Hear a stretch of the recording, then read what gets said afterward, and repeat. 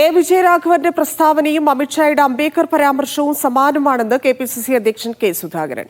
കേരളത്തിന്റെ മണ്ണിൽ നിന്ന് ഇങ്ങനെ സംസാരിക്കാൻ വിജയരാഘവന് ലജ്ജയില്ലേ? വിജയരാഘവനെ തിരുത്താൻ മുഖ്യമന്ത്രി തയ്യാറായില്ല എന്നത് ബി.ജെ.പി. CPM ധാരണയുടെ പ്രത്യക്ഷ ഉദാഹരണമാണെന്നും കെ സുധാകരൻ പറഞ്ഞു. വിജയരാഘവൻ പറഞ്ഞതും അതിന്റെ മറ്റൊരു ഭാഗം ഈ കേരളത്തിലെ ജനങ്ങളെ മുമ്പിൽ ഇത് പറയാൻ ഇദ്ദേഹത്തിന് ലജ്ജയില്ലേ എന്നുള്ളതാണ് എന്റെ ചോദ്യം. ഇയാൾ എന്ത് രാഷ്ട്രീയക്കാരനാണ് ഇങ്ങനെ ഒരു അപമാനിക്കപ്പെടുന്ന രീതിയിലുള്ള പദപ്രയോഗങ്ങൾ ഉപയോഗിക്കുന്നത്? ഏത് രാഷ്ട്രീയം, എന്ത് രാഷ്ട്രീയം? മുഖ്യമന്ത്രി മുണ്ടിയോ, ഒരു പ്രതികരിച്ചോ? നിങ്ങൾ പറഞ്ഞ ശരിയായില്ല എന്ന് പറഞ്ഞോ?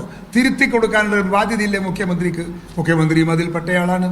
അപ്പോൾ സ്വാഭാവികമായും ഇതൊക്കെ BJPയുടെയും CPMന്റെയും അന്തർധാര രാഷ്ട്രീയം, ആ രാഷ്ട്രീയത്തിൻ്റെ അകത്ത് കേരളത്തിലെ പോളിറ്റിക്സ് മുങ്ങിപ്പോവുകയാണ് ഇപ്പോൾ.